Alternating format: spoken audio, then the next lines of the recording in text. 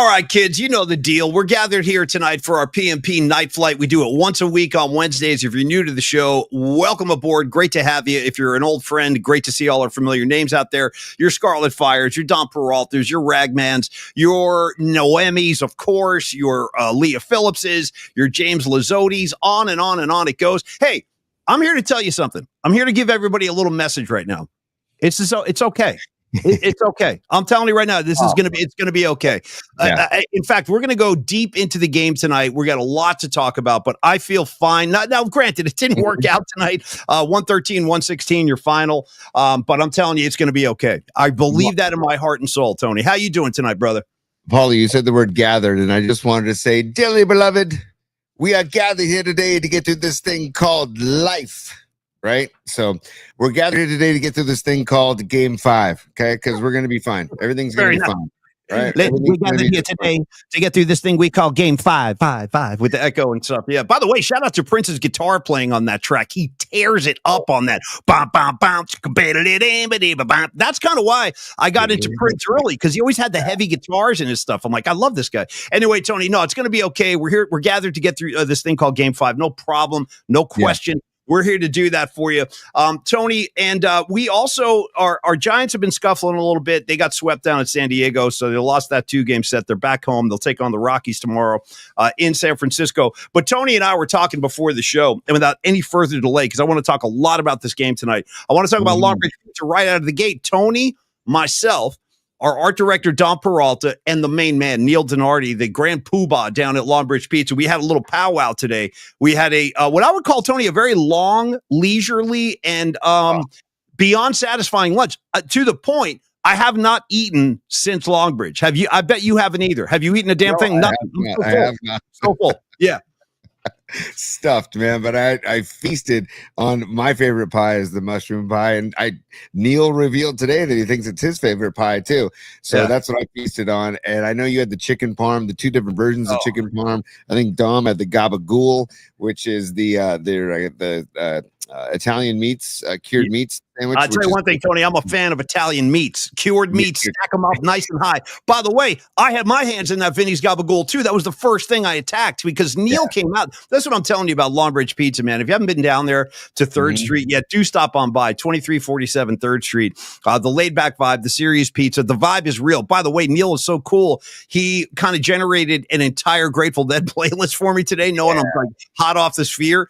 Let's see, Longbridge Pizza set list today. I got I got How Sweet It Is by the Garcia Band. I got a Help Slip Franklin's. Tony, I got a West LA Fadeaway. It was just kept coming and coming. And that's what I'm talking about. The vibe, Tony, the vibe at Longbridge. It's like tailor-made for guys like us. Hey, don't sleep on it. I got a Wilson. I got a fish Wilson. I got a fish tube. I think I got a fish taste. So it was also catering to my fishy vibes after Bill Graham Civic, after the show Bill Graham Civic. So, but also, Paulie, it's the vibe. It's not just the food, it's the vibe. And Neil sets the vibe. It's like, it's almost like today he gave me the feel that he was welcoming us into his home. Do you know what I mean? Like that's how it felt. The meal that we had. That's what it felt like. And I feel like that's how he takes pride. And it's like he's welcoming you into his extended home, his extended family. So the mushroom pizza was great today. And also I had a Tiny Pliny. Neil just kind of slid that over to me, Tiny Pliny. Oh, by the way, he also gave me this Hum Baby beer that I'm going to crack in a second from Altamont beer. It's called the Hum Baby Pale Ale. So that's damn good stuff too. But 2347 3rd Street, dude. Okay, it's on. Game 6 is Friday at Chase Center. If you're going to the game, get your pregame on at Longbridge. If you're not going to the game, watch the game at Longbridge, okay? And then also Giants Rockies are in town. Dude, the city's going to be buzzing this weekend, especially on Friday, because you got Giants Rockies Thursday, Friday, Saturday, Sunday. You got May the 4th be with you on Sunday with the Giants giveaway. I think Logan Webb is on the hill for that. Anyways, so that sounds right. Webb pitched last night. He took the loss too, unfortunately. They roughed him up a little bit. But Tony's right. I mean, the spread that Neil laid out for us today is what's waiting for you. If you haven't been down to Longbridge yet, do yourself a favor, man. You're going to get treated like family, just like Tony just explained. I had the chicken parm. I had a slice or a wedge, rather, of Vinny's gabagool. It was outstanding. I could have just eaten that and been happy. But then he comes out with the chicken parm, and then he drops the Polly Mac pizza right in the middle of the table. Don Peralta scurried up to the front. He's like, yo, give me that Polly Mac secret stash. Bam. He he comes back with the peppers. So we're peppering up. And then, bro, I'm driving home from the city, and my car smelled like Longbridge. I'm like, God, I'm kind of hungry again. But what this is shaping up for, Tony, is the food was so satisfying, so plentiful that I haven't touched a bite since lunch. But after the show tonight, don't think I'm going upstairs to heat up the oven. I'll have a couple late night slices, just as a little nightcap. And by the way, so Longbridge Pizza, we love Neil. We're so proud to have him as a sponsor and good friend. And you guys should go check it out if you haven't done so yet, Tony. Yes, Paulie, I have 2 words for you as we wrap up Longbridge right here. 2 words for you, Paulie. Pizza, porn. Can I give you some pizza porn on the way out here? So stand by. Have you broken into my phone or something? Because it sounds like you're stealing my files. Because you're not going to find any naked girls on my phone, but you will find galleries of different pizzas. It's a true story. I might find naked pictures of Jimmy Butler on your phone based on the show yesterday. That's not I feel zero shame with that, dude. My attraction to Jimmy Butler is growing by the day. Although I got to tell you, kidding aside, it was rough. He had a rough night tonight. I mean, all our starters had a rough night tonight.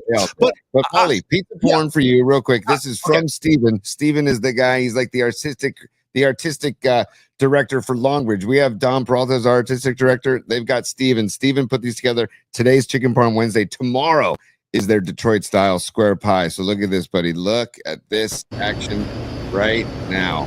Oh, for the love of Christ. Oh my God. Look at the crispy edges. Look at the crispy edges. I see it. Tony, I'm not going to lie. I'm getting aroused. I'm kidding. I'm just kidding. But that is a great looking wedge of pie right there. Yeah. I got one more because today was Chicken Parm Wednesday. Here you go. Here's some chicken parm porn. Dude. Yeah. You see what's happening. And then you see how he gives you the cup full of extra sauce. I was slam dunking my chicken parm in that sauce all day. In fact, I got so gangster with it, dude. I started spooning the sauce. I don't know if you caught my maneuver. I was spooning the sauce onto my sangi. I don't know if you caught that. Yeah. You know what I did? I actually had extra dough, which then also the dough is sourdough, but I actually had extra sourdough that I was dunking into the sauce for the chicken parm. So, anyways, Longbridge Pizza 2347. Get there. They also deliver. Have at it. Enjoy the vibes, and you won't, as Mike Damone says, you won't regret it. No, Dave, listen, we love the pizza and you will too. Thank you very much, Tony. I want to start with a question for you tonight. Kind of I got questions and now you better have answers. Damn it. No, I'm just kidding. This ain't a classroom, man. We're here to have some fun. Hold on, Paulie, come on. Let me do it. I'm cracking. Okay. Oh, that's so nice. There we go. Now, I didn't go beer tonight, Tony. I went with the Pinot Noir from Domaine Serene. I got a little granny glass of Pinot. So cheers to you guys. We'll get the Rockets again. Cheers, PMP Army. Everything's going to be okay. Come back home, Dubs, and wrap it up on Chase Center floor Friday night. Because, the Dubs, come on, man. The Rockets shot 69% from the floor in the first half, dude. They also had 13 free throws to the Warriors 0 after the first quarter. I mean, the disparity with the free throw. I don't know what the hell the problem is with the NBA and the way they officiate Warriors games. I mean, the second half, when they had that second unit in there, Spencer, Trace Jackson Davis, we got a lot to talk about with that group. Moses Moody. Our guys were getting effing hammered in the paint over and over and going for loose balls, getting rebound, and they were working hard. No help from the refs. Like not barely a whistle, dude. It was really frustrating. But the broad show question I have for you, Tony, as the Warriors kind of got their heads handed to them today, are you concerned with what you saw tonight? Does that worry you at all? Are you like worried going into Game 5 on any level with the way the Rockets played tonight and the way we showed up tonight? No, I'm really not. Dude, the Rockets played with their pants on fire like their season depended on it. And they're going to do that again on Friday. But now the Dubs, it was kind of like not that they needed any wake up call, but it was just like, okay. And also there was just I told you today at Longbridge, I just didn't feel good about tonight's game. And another buddy of mine, I didn't either. Frankly, even before the game, I was like, this might not go our way tonight. I just had a vibe.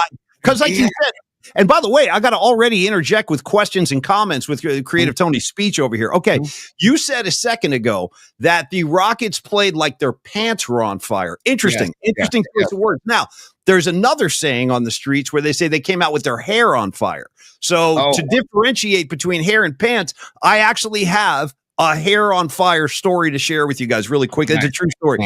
Rags, I'm very curious to see this because I'm excited. This is true. Every word. This is how they used to do it in New Jersey back in the 80s. Everything I'm about to tell you is true. So in my high school, they didn't care what grade you were in when it came to gym class. Like you could be a freshman And all of a sudden you're stretching out in gym class with like seniors in front of you, guys that like outweigh you by 150 pounds. You know what I mean? Because like when you're a freshman, those guys are like grown-ups. You know what I mean? They're like adults, the seniors. Some of them had beards and shit. So anyway, we had this kid, Rags. Do you remember that kid named Zach Weinberg? Do you remember Zach Weinberg? Here's what I saw happen in gym class. Weinberg. Don't mess with Zach Weinberg. No, Zach Weinberg was a total hippie, total deadhead, right on. Good, flower child, like didn't hurt a fly. He actually is a sculptor now. He became an artist. He's a sculptor up in like Vermont or something. So here it is. We're stretching out in gym class. And Zach Weinberg in the 80s, he had one of these like, remember when dudes used to have like a tail in the back of their head? Not like a long, just that one. Okay. We called it a rat tail. I don't know what we used to call it a rat tail. Totally. We're talking rat tails here. So this kid is stretching out in gym class and he's got his little rat tail going. And one of the seniors, I think it was Brad Rickert, Rags. Remember Bradley Rickert? He was a maniac. He was like a senior. Dude, he reaches over with a lighter and lights the kid's rat tail on fire while he's stretching out. So I actually had a case where I saw hair on fire, literally. This kid's hair was on fire. And he didn't even know it. It took him like a second. And then all of a sudden it was like, there's a big, hey, what's going on over there? Like, because the teacher had no control. It was all hooligans as far as you could see. But anyway. I wouldn't mind taking a lighter to the bottom of one of Dylan Brooks's little braids and see that thing just kind of set flames, just right over his head. I take that back. That's a violent thought. I shouldn't. Nah, yeah, you're a pacifist. Come on, we're trying to be hippie flower children over here. And I can tell you this though. Final comment on hair on fire. Hair is extremely flammable. Yes, extremely flammable. I mean, that whole thing. He's lucky he snuffed it out. He could have gotten his whole hair singed. Anyway, back to the game. That was my hair on fire story, and I hope everybody enjoyed it. All right, Tony. I did. Did you? Oh, and by the way, I always have to ask the prerequisite because I am always interested, and it only happens in the first round. Did you go with our boys Fitz and Kalina, or did you go with the TNT National Fancy Pants broadcast? How about this? I was watching Fitz and Kalina with Megan. We're on the couch, and Fitz and Kalina were raving about the Rockets, and she's like, "You need to turn this off. I can't handle this. You need to go to the national broadcast. They keep raving about the Rockets. I don't need to hear how good the Rockets are." And I was like, yeah. And then my son and daughter got involved. I'm like, all right, I'll turn it.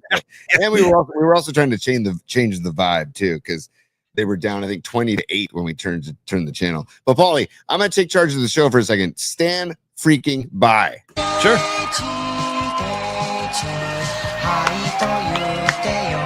It's been too long.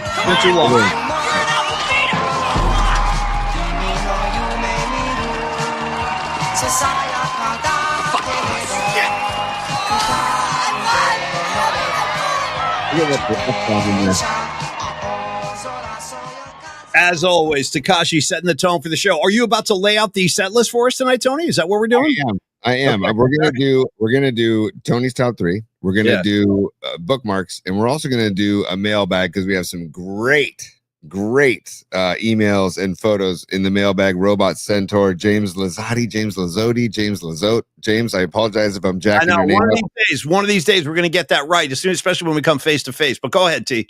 Right. And then, we're going to fill it in, mix it in like Neil Denardi today at Longbridge was asking, like, do you guys like try to stick to a map or do you just kind of go? And we're like, he ain't the first guy that's asked us that question. I mean, we've been asked that question for about 25 years by every boss we've ever had. Where are you guys going with this? You know what I mean? Yeah. I'm like, I'm not sure, but we're way ahead of schedule. Shout out David Lee Roth. All right, Tony, seriously, let's go back to it. So, did you at any point, and I want to applaud the second unit, all the guys, because Kerr emptied the bench with about 5.5 minutes left in the third. He just said, exactly. All the starters get off the floor. Everybody else get out there. First of all, dude, you set up the banner for tonight on Twitter to promote the show, and you said it's like a Pat Spencer appreciation show. I'm so glad you did that because I've been if you recall, dude, I've been singing his praises all year. Every time Pat Spencer comes on the floor, good things happen. He's very sound. He's very tough. He's a little undersized, but he ain't afraid. He ain't afraid to go on the paint and mix it up with the big guys. He's a shooter. He can handle the ball, and I love his toughness. I mean, which was exhibited tonight. When dude, 11 points in 14 minutes, I'll take it all damn day, and I'll also take a freaking headbutt. Şengün, I'm starting to think that Şengün is just as shady and dirty as Brooks, man, because he's out there throwing elbows at a guy who's a foot shorter than him. Right. You know what I'm saying? I do.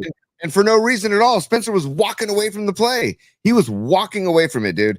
And then Şengün throws the elbow, and God bless Spencer for getting back in his face and throwing a little headbutt, man. I loved it. Yeah, throw a headbutt, dude. I got to tell you, I was shocked actually that because to be honest with you, in real time when that play was unfolding, I didn't even see the headbutt. There was so much commotion, I didn't catch it. But I saw Trace Jackson-Davis step in, which I loved. I loved that he came to his teammate's defense right there and gave Şengün a nice little 2-arm shiver to the chest, which I thought was beautiful. And then, do you know what I did see on that play? I saw Dylan Brooks mugging Moody on that play. No call. And then the ball bounces under the rim 3 times. And then Dylan Brooks acts as if he's getting fouled while Moody's got a hold for the jump ball.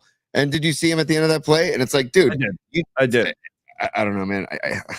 I know how bad Draymond and people on that bench must just want to, have a nice chat with him. I don't know, somewhere else, not on an NBA floor.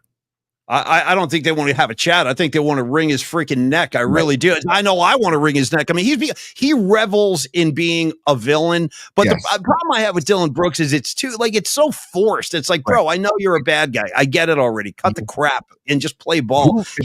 Who forces it more? Ime, the coach, or Dylan Brooks with the mug? If I was Ime, I know. I see him with that. And then he comes and stands right near our guys when we're warming up, whatever the hell that's for. Ooh, we're getting intimidated now. Oh, boy. He's doing that. He stands right near our warm-up line. It's like, dude, whatever, bro. We're not afraid of you, dude. Just go back over there with your guys.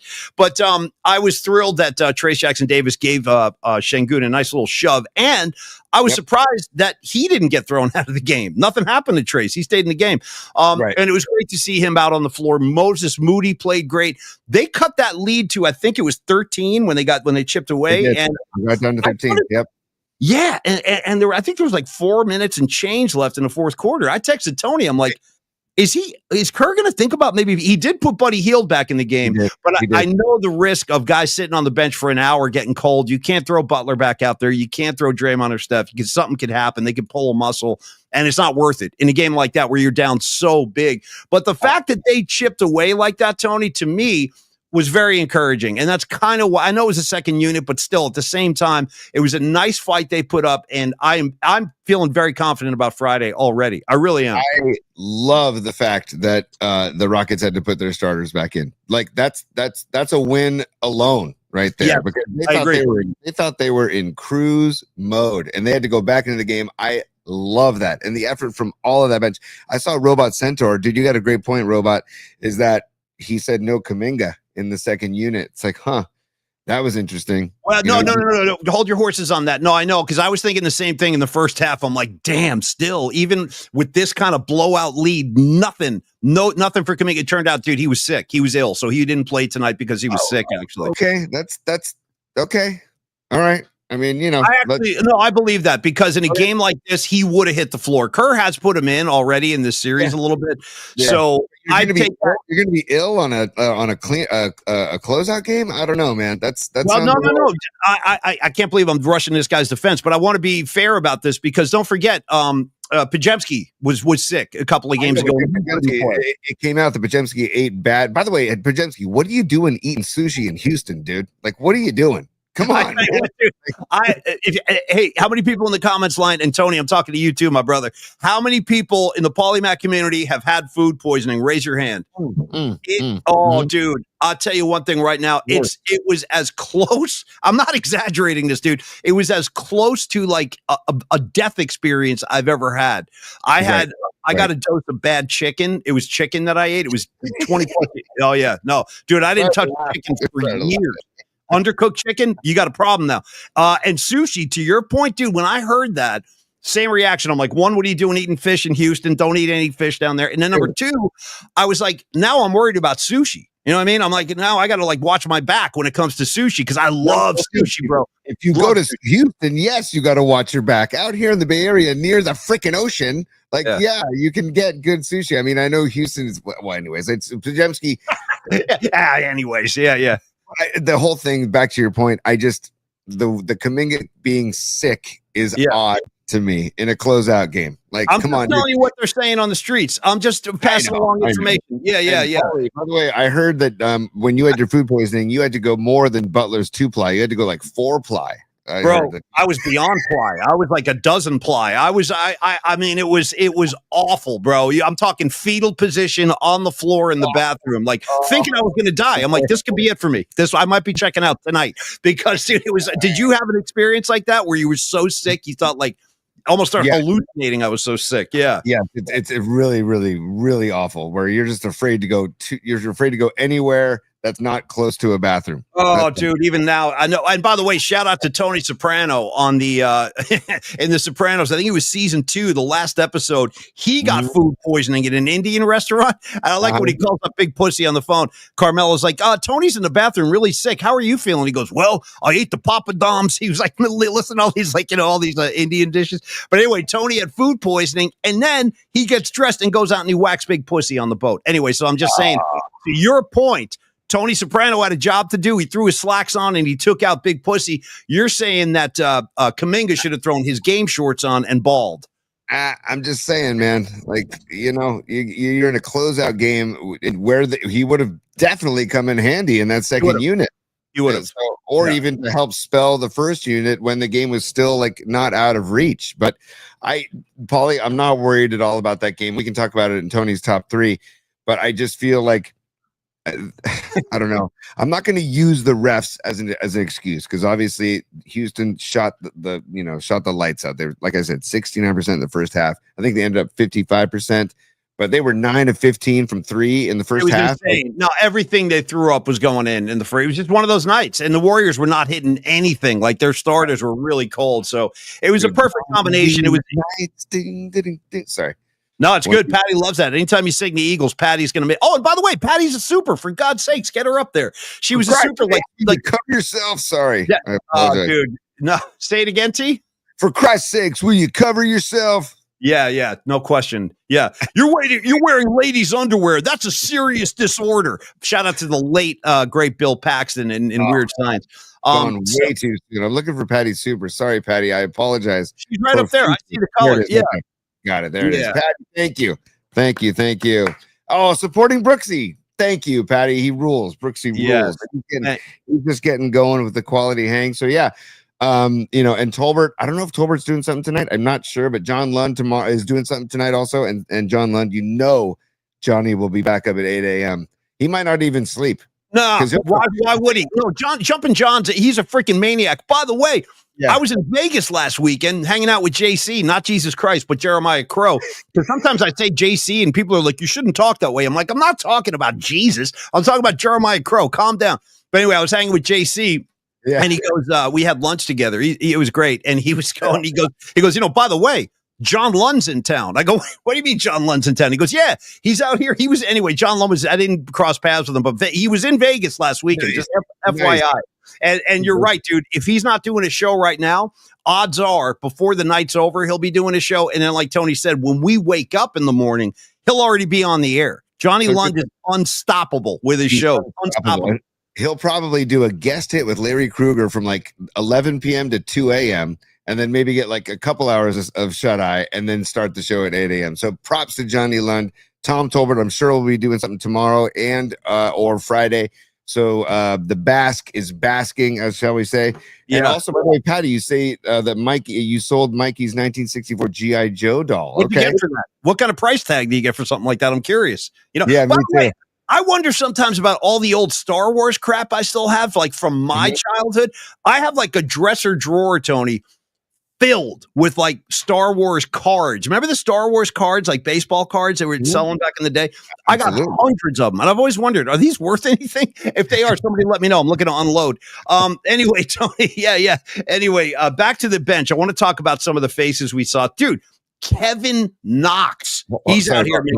I apologize. Sorry, I just have to apologize. I gotta recognize, I don't think we've seen this name before. Fasho 85.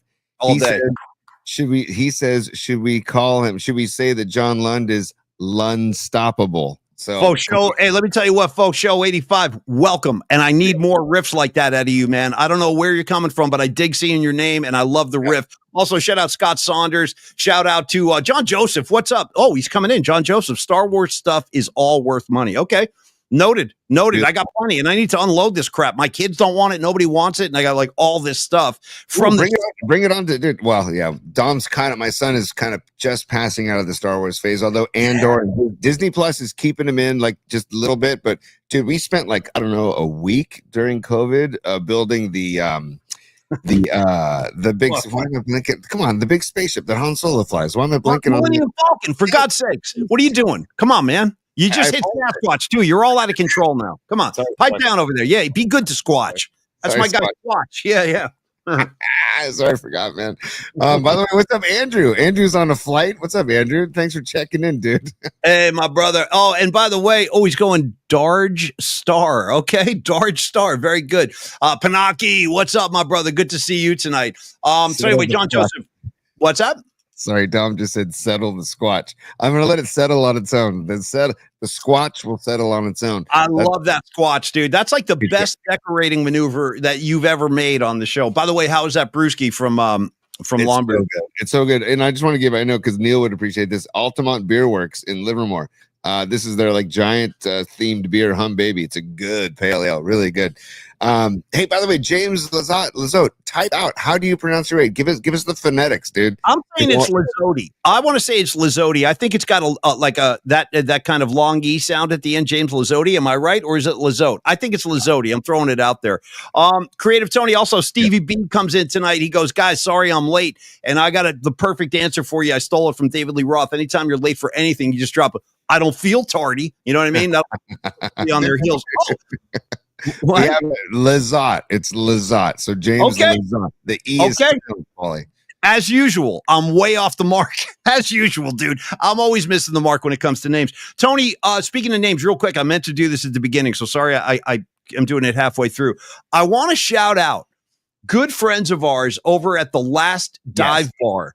These guys are a bunch of Oakland dudes who are really passionate about their A's, and they're heartbroken because their A's have left them. You remember a couple of weeks ago, we had Andy Dolich on, and he was talking about his book, promoting his book, rather, with all of the great Oakland stories and great Oakland characters over the year. So anyway, the Last Dive Bar, they become like buddies of ours. And thank you for the gear, you guys. We got the gear. It's killer. Tony's got his shirt. I got one. In fact, we who got the other one, Tony? Neil Neil, the Oakland Coliseum shirt. He actually, I gave him the choice between the final Bay Bridge series or the Oakland Coliseum, and he goes, I like this Coliseum one. He did. He didn't waste any time. He pounced right on it. But anyway, we just wanted to say thank you guys over at the Last Dive Bar. You guys are rock solid. We appreciate the love, and anything you need from us, you just let us know, man. And speaking of promotion, more house cleaning stuff real quick. Tony, tomorrow on the show, 11:30 a.m., we'll be joined by Alex Simon, who is the sports editor at SF Gate.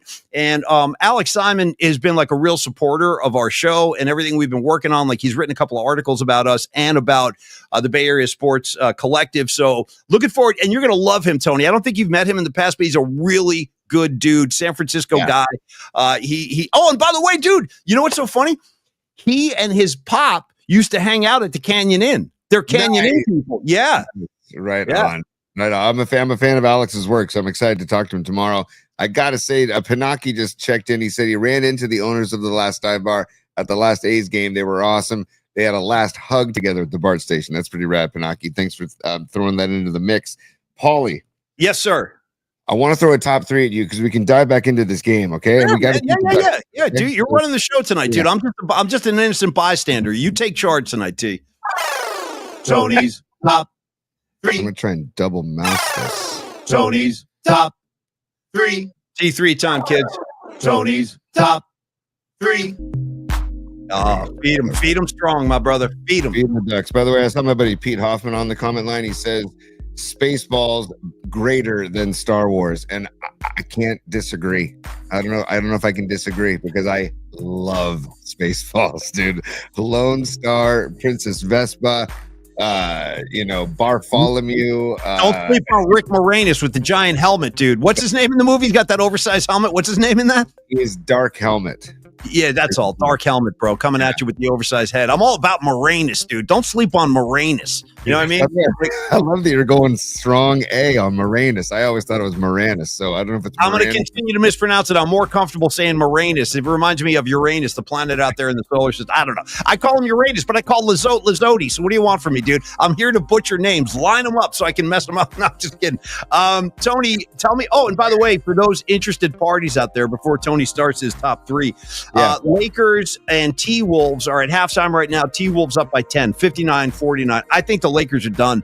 I think they're done. I think they're going home tonight. Anthony Edwards is on a mission. And by the way, I heard a stat. Sorry to hold up your top three, T. We're going to get there real soon. Unacceptable, Paulie, but that's okay. You know what I mean? I thanks. I love the response. It's unacceptable. I heard this before the game. Are you guys aware of the fact that Tony's Los Angeles Lakers? Tony's a big Laker guy. And he talks a lot of Lakers with me off the. I'm kidding. No, he's not. But Tony, your Lakers have lost 12 of their last 14 playoff games. That is freaking insane. That I think the LeBron James era is starting to wind down, dude. I think it's really starting to wind down. Thank you, Dom. There it is, the LeBron action figure. Dom Peralta with a really funny line the other day on Twitter. He goes, "This is the brand new LeBron James action figure. It flops right out of the box." Bravo. Bravo. That's a great line, Dom. Flops right out of the box. I love it. We might as well do this while we're here. I think this is the right thing. There's Dom putting the pins in the LeBron voodoo doll. Thank you, Dom. We're putting the hex on LeBron. Hopefully it can put this doll away for the postseason, maybe for life, maybe forever. Okay? So there you go, Paul. Wait, are you ever going to get to, I'm about to reveal something to you that you're going to probably slap me in the face for, but I'm going to say this anyway because I'm going to be honest on the show. Always got to be honest. And I'm going to tell you that I'm actually starting to feel like I almost, I know it's going to sound crazy. I'm feeling like slightly bad for LeBron because he's just getting exposed now for what he is, like an aging player who's had a great career, who I think is going to end on kind of a quiet note. Like, I don't see LeBron James getting back to the fun. You feel bad for that guy. Okay. A little bit. I said, I got to reveal, I'm here to take the beating. I really am. And I'm not a LeBron fan even, but for this decorated career he's had, he's going to be 41 years old next year. And I think this is about it. Like, he doesn't have the team around him anymore. He can't take over games single-handedly. Not really, maybe once in a while. So anyway, and Noemi, I had no idea you were a Laker fan. It adds to your mystique, by the way. She goes, totally does. Yes. Totally like, I didn't know that. Noemi's a Laker fan. Beautiful. She goes, she said, I saw Dari scroll by. Scarlet Fire. Oh, boo effing who. I totally hear you, man. And my son, like, there's a lot of anti-LeBron James noise in my ear.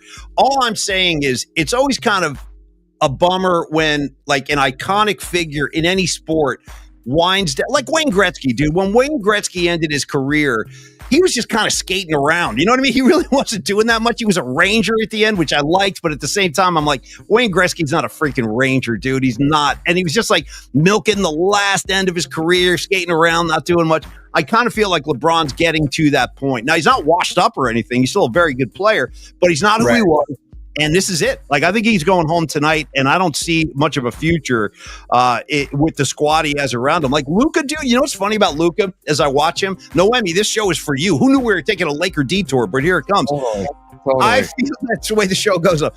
I feel like Luka, for the first time, I'm actually going to join in the chorus of that dude needs to get in shape. He just needs to get in shape, dude. You're a highly paid professional athlete. You're one of the best players in the world. Take it seriously enough that you need to shed, I don't know, 10, 15, and come back lean and mean and come back with your cardio up, dude. You can see, like, he's just not in the kind of condition I think he needs to be in. And I think that's pretty obvious. That's one of the reasons I think Dallas finally threw their hands up and said, you can have him. Take him. Yeah. Two things, Paulie. First of all, Luka, he needs to tuck in his rabbit ears also. I don't know if you saw the video of him yelling, calling somebody a P-U-S-S-Y right in the second row. It's like, dude, tuck in the rabbit ears. Just play your basketball. I did not see that. And then I also I'm gonna say, Paulie, this is the guy that you feel bad for right here. Okay. This is the guy that you feel bad for. I mean, not just okay. Hold on. Let me pause it. Right. Can you give me two perfects? Give me three perfects. What is this? This is fantastic. What is this thing we're watching? I love it. I love all this. Where does it come from? What is this? What is? I love it. I just found it on TikTok right now, man. But it's just Mr. Peekaboo. You're feeling sorry for Captain Peekaboo. That's okay, man. That's your. Hey, bro, Captain Peekaboo, brother, Captain Peekaboo. Shout out to the great Devo track, Peekaboo, Peekaboo. It's out there if you need it. Go to Spotify after the show and enjoy the sounds of Devo. That's de-evolution to you and me, Tony. All right, anyway, let's get into your top three. For the love of God, enough stalling. Well, this is a quick one, and then we're not going to fly through the top three out of respect for Rags and his love for the top three. By the way, Rags, we both gave you, we blew you kisses today when we saw your framed photo today. We blew you kisses at Longridge Pizza. I'm glad you reminded me of that, Tony, because I'm going to send Rags a picture right now that I took of that aforementioned Rags photo, which is still sitting proudly on the wall. Lumbridge, it's unbelievable. Yep. Rags, here it comes. I took this picture today, buddy. And you are right there next to you know what? It's a rag sandwich between the Grateful Dead and the Murph and Mac bobblehead. He's like the deli meat on the sandwich between the dead. Look at Rags accepting kisses. We'll go deeper into that later. All right, anyway, Tony, give me your top three. For the love of God, I'm waiting all night for this. This is a quickie. We've been talking about it for a while, but on a scale of 1 to 10, I want you to equate on a scale of 1 to 10 your level of worry or your level of concern for Game 6. Okay, this is easy. I will give you a level of concern. 3. I mean, 4 tops. I actually feel very, very confident. Think of it like this, Tony. I think what we might have been seeing early in the show, or in the game rather, was maybe a little bit of fatigue too. I think the guys are getting a little tired. They have been balling their ass off. And think about the end of the regular season. They essentially had been playing playoff type games for the last 2 or 3 weeks of the season as they were jockeying for seed position in the West. So they've been through a lot already. I know it's only the first round, but you got older players on this team, dude. Draymond, Butler, and Steph are key guys, are all over the age of 35. So I think they could have been a little gassed tonight. But the positive of getting blown out like this is all those guys are going to have fresh legs. They're all going to be much fresher for Game 6 on Friday. And you got the home cooking. You got the crowd. By the way, I want to shout out Triple E, Eric Engel, with his Warrior podcast he does. I was a guest on his show before Polymath Particles tonight, and he and I were talking about Chase Center. And the crowd, he was pissed off too that the fans aren't putting their shirts on. None of us like that. But I will tell you this. I thought the crowd at Chase Center in Game 4 was one of the better Chase Center crowds like I've seen. Granted, I wasn't there. I was watching on TV, but you could feel it. You could hear it. And I expect on Friday with this kind of recipe, it's an elimination game. They just got smoked. None of our guys played. None of our key guys played in the second half. Not really. Yep. And it's Friday night, dude. It's a recipe for just an ass kicking. I kind of feel that. And like I said earlier, Steph Curry's had back-to-back games that were very un-Curry-like. I mean, they were very un-Steph-like. So he's due to pop. That's all I'm saying. Like, all those ingredients kind of take me to the answer where I said I'm revving at about a 4 with concern, which means not much. 2 things, Paulie. You mentioned Fresh Legs. So if you had to pick a themed song for Fresh Legs, would you go ZZ Top Legs, or would you go Van Halen Drop Dead Legs, or would you go for a third that I haven't mentioned? Well, you can always go Rod Stewart, Hot Legs, Legs, and that tune effing rocks. I love you, honey. Bum, bam, bam. You want heavy guitars, you go to Hot Legs. But no, Tony, I'm partial to Drop Dead Legs for life. Yeah. Me and you bonded on that a long time ago because the outro jam in Drop Dead Legs, it's a funk free for all, man. Right. The way Eddie's laying down that funky groove, I mean, it's so kick-ass. See, this is going to get me in a big Van Halen thing now, but I'm going to Drop Dead. T. That's one of those examples of I wish, I know I get it. Like, you need the radio edits and the fade out right when the band is heating up for a jam. I would love to get into the archive of that session and hear how long that went on for. Yeah. They're cooking as they're fading out. They are just starting to cook, and I'm like, dude, give me more of that. But dude, Eddie Van Halen in that jam, dude, he is spraying notes like John Coltrane, dude. He's going off in that jam. Anyway, check it out. If you're not a VH head, you'll thank me tomorrow. Drop Dead Legs. Tony, go ahead. No question. And also, what I loved about the second unit closing the gap tonight, is it really took the crowd out of the game. It took the joy out of the arena.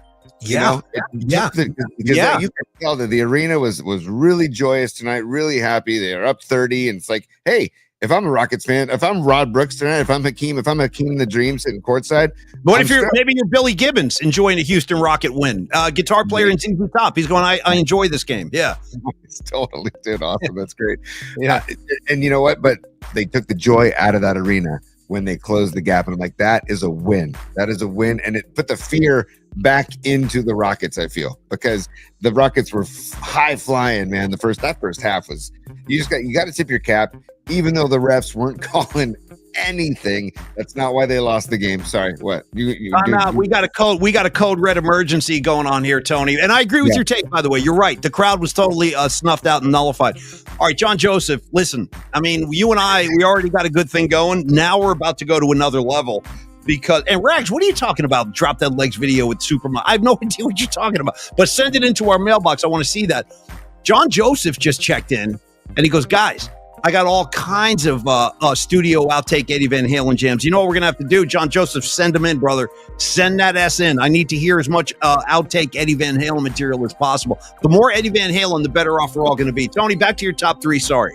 And I want to also give John Joseph love because I think that he said that he was drinking St. Ides malt liquor after Game 5 tonight because they drove him to drink some really thick, robust, high percentage malt liquor after tonight's game. So, Tony, when was the last time you had a malt liquor? Tell me the truth.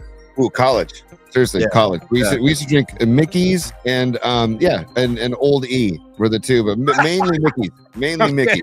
Okay, right? I never went down to the Old D, but I did my share of a Schlitz malt liquor Bull. You remember that whole thing? Yes, I do. The commercial, Tony. The commercial. Don't say beer, say Bull. That was the commercial.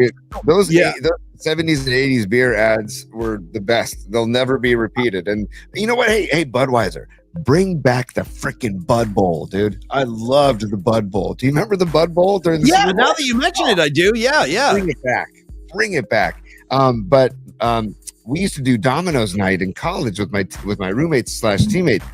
Every Wednesday night was Domino night, and you had to bring your own 40 to the. Then one day, my buddy, shout out Jason Blakely, who lives in Australia now. Great pitcher though, from Yavapai Community College in Arizona. Jason brought a 60-ounce Mickey's into the it was like a goblet, or like not a goblet, but like a huge, those wine jugs that are the ringlet that you can carry with your finger. Tony's all about a good ringlet. I'll tell you that right now. A ringlet. Great word. And yes, I'm familiar with the ringlet. You can carry it around on one finger. You just stick your finger in the ringlet and throw it over your shoulder. Yeah. So guys, I'm here. I'm here. Let's go. Yeah. So Paulie, number 2 in top 3, because by the way, I'm on a 5 for worry. Only because if they happen to just lose Game 6, then boy. Then we got a crisis. Then we got a goddamn crisis on our hands. Then all of a sudden Sunday becomes a stress bin, dude. And the whole weekend leading up to Sunday becomes a stress bin, dude. So it's not a must win on Friday night, but damn, dude, you need to take care of business at home, not go back to Houston, tied 3-3. Okay, and by the way, I got to talk to Patty, the queen of the scene, for a second here. Patty's talking about drinking Slurpees back in high school in Napa and mixing Slurpees with wine and making it like an adult beverage. Let me tell you the difference between East Coast, West Coast. That's great. You were doing your wine Slurpees. You know what Rags and I were doing? True story. And his brother, Brian. Jesus Christ. We were doing Slurpees with vodka. Okay, Slurpees with that's how it used to roll. I'm just telling you what happened. All right, Tony. Anyway, from ringlets and Slurpee vodkas back to your top 3. Go ahead, brother. Man, I got to shout out my grandmother, Elsie Tinelli. She used to just walk around the table and give us white wine and 7-Up when we were kids. By the way, take a sip of wine. I was giving I don't want to get into this, but I remember when my son, I think it was Tommy's birthday, we took him to oh God, I'm spacing on the name. Tomaso's in North Beach. Yeah. And I'll never forget this, dude. We had anyway, we had like a big family thing, and Tommy was sitting there and he's like, Dad, what are you drinking? He was a little kid. He was like 6. I'm like, oh, this is just some red wine for Dad, calm his nerves kind of thing. And then I was like, Tommy, go ahead and take a sip. And I saw some of the people like in the restaurant were like, oh, Oh my God! How dare he? Somebody called child, freaking child safety service or whatever because I was getting looked at like a villain. Yes, yeah. I gave my kid a sip of wine. Come on, what are you going to do? Anyway, I'm just trying to show him how the world works, Tony. You know what I mean? It's grapes. It's fermented grapes, for the love of God. Like, come on, people, come on. Dude, God, you just made me think of something and it just flew out of my head. Oh, well, it'll come back. Hey, Rags, sorry, one last thing. Okay, you got one and I got one. One Tommaso story. Rags, I can't believe that you remember the name of that place, but you're right. We took Rags and his wife, Tracy, to Tommaso's years ago. We're standing outside waiting. You know how you got to wait outside for your table? Yeah. True story. And Tommaso's is on a hill. So you're driving up Kearney and you get to Broadway. Dude, a limousine comes by with and it was like a bridal party limousine. Sunroof open, giant phallic symbol out the sunroof. Rags, do you remember that? Yeah, look what Rags just wrote. Look what he just wrote. Tommaso's night was the big dildo out of the limo. And I'm talking about across the street from it used to be across the street from a strip club. Yeah, the Hustler Club. That's Larry Flint's place there. Yeah. No, Tony, they had like this phallic thing sticking out the sunroof. It was like 6 feet tall, like a giant penis driving down the street. I was like, damn, Rags, welcome to San Francisco, my brother. You got it all. I can't believe you still remember that. Anyway, go ahead, Big T. Sorry, I derailed that.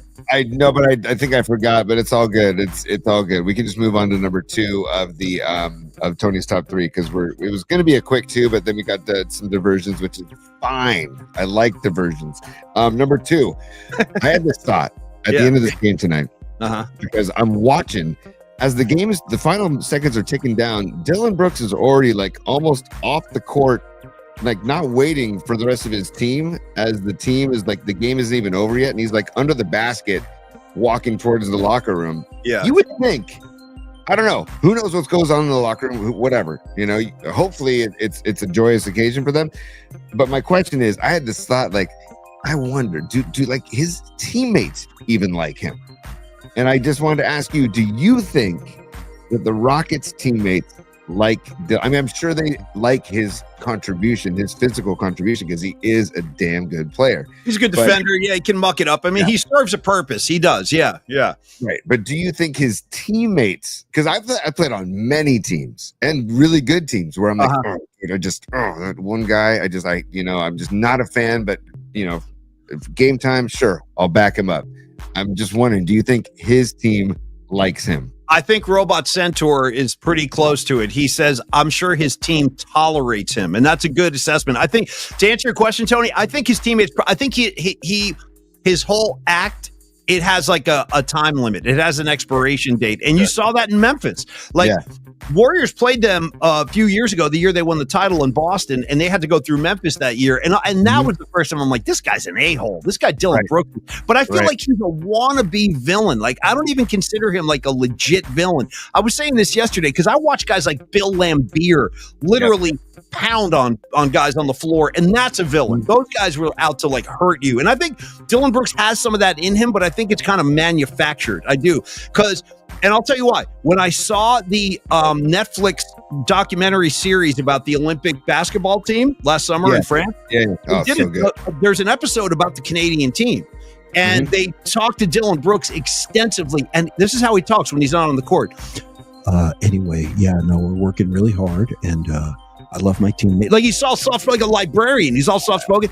So I kind of feel like that's probably who he is. He's probably like a nice guy, but he adapts this kind of jerk-off role when he's on the floor.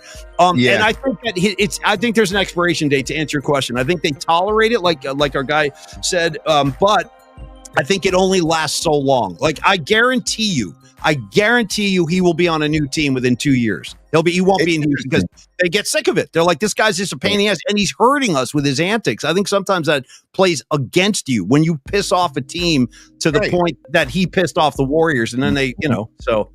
Yeah. And I was Fitz and Kalena were talking about that. Was it last game or tonight? No, it wasn't tonight. It was game 4. But they were talking about that. They were talking about the Canadian team in the Olympics and how they had experiences with him in the Olympics and how he was a nice guy off the floor. That's what I'm saying. He turns. I don't know, but I love Pine Needle's comment where he says, the dude just needed a cigarette, dude. Throwback to the days of like Fred Dean lighting up a butt at halftime in Candlestick, dude. I mean, all the time. Yeah, cool. Smoking cools, dude. Smoking cool. You know what he's doing? Fred Dean would sit there in his number 74 jersey, hair all messed up, sweating, and smoking cools while George Seifert was going over the defensive game plan, like in the early 80s on the blackboard. He'd just be drilling cools. And I talked to Ronnie Lott about that once, and I was like, Ronnie, you know, Fred Dean, and he goes, bro, he goes, Fred Dean could do whatever the hell he wanted. He said he was afraid of Fred Dean. Ronnie Lott was afraid of Fred Dean as a rookie, and I get it. So, hey, smoke a couple cools and then go sack the quarterback, man. Fred Dean, that's my guy, 74.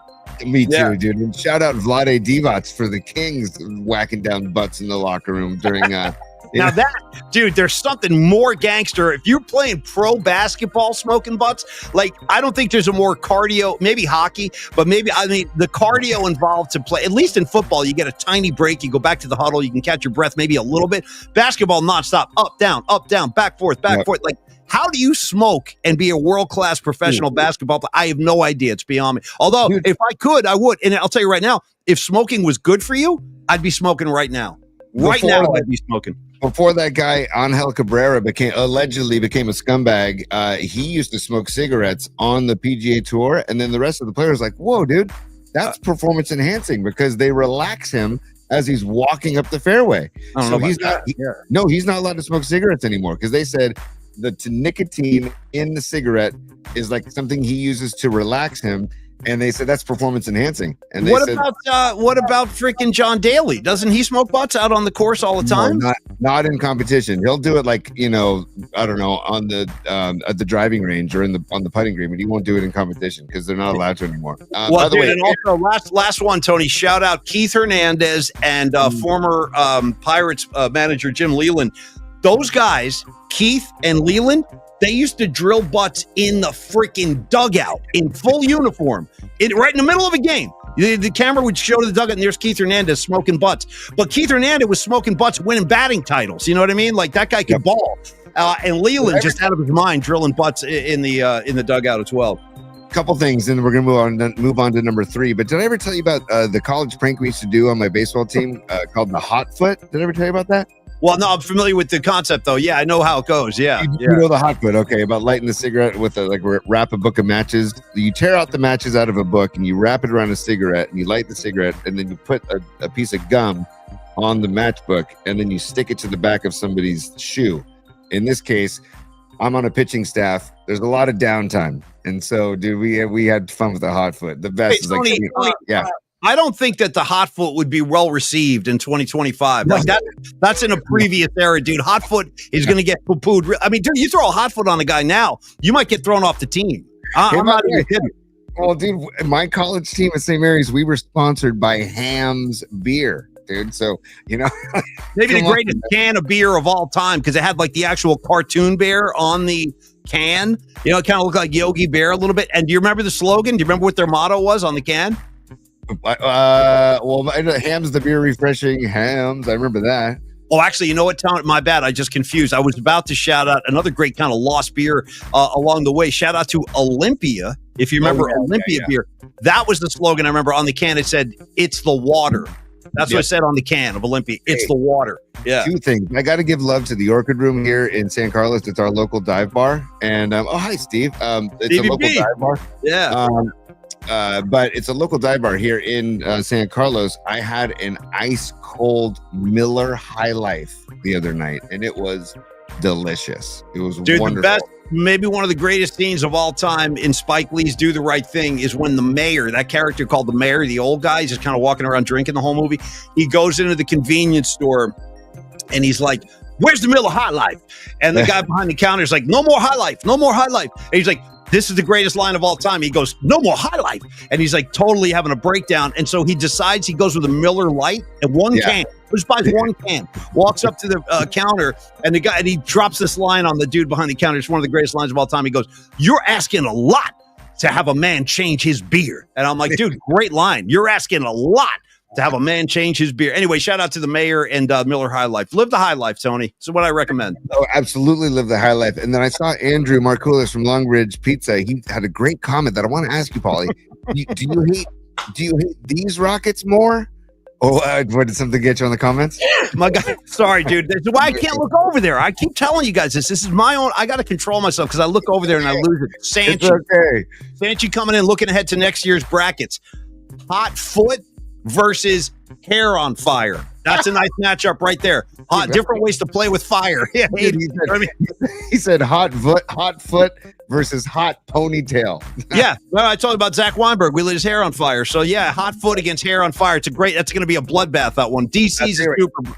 Tony, I'll throw him up there in a second, but do you know who's going to be in the bracket next year? Is Dylan frickin' Brooks is going to be in the bracket next year. I can promise you that. He might have won the whole frickin' thing this year if he was in it. Well, Mahomes is tough to beat. He's tough to beat as long as Mahomes is around. Dylan Brooks over Mahomes. Just hey, man. Hey, Dylan Brooks. I'm going to beat you, man. Hey, don't touch me, dog. Don't touch me, dog. Let's see, DC, Night Flight for the win tonight. Thanks for the love. Dude, of course, DC, thank you, brother. And that's why we're here, man. We want to have a good time, and I'm glad you're having a good time, too. Right behind DC, here comes Dub City. Give him some love, too, Tony. Another super. Oh, by the way, I was going to give Dub City some love earlier. Dub City, he said he called Dylan Brooks a fake funk ass. And I was like, that was the freaking best way to put it. That's well said. I agree. And by the way, y'all talking old school beer reminds me of the 1050 days. Shout out the nifty goddamn 50. Let me tell you what. I don't know if anybody ever saw my handiwork, but when Tony and I and Rod Brooks and all those dudes were working over at the Ticket 1050, it wasn't even KMBR 1050 yet. This is back when we had the Raiders. Right. That was like our first big radio job, dude. That's when we really got our feet wet and everything. But I used to, and that was like the slogan we had, only on the nifty 1050. So, dude, I used to go to Mel's Diner with Creative Tony and all these other dudes. Shout out John Stevens, Darren Chan, the whole thing.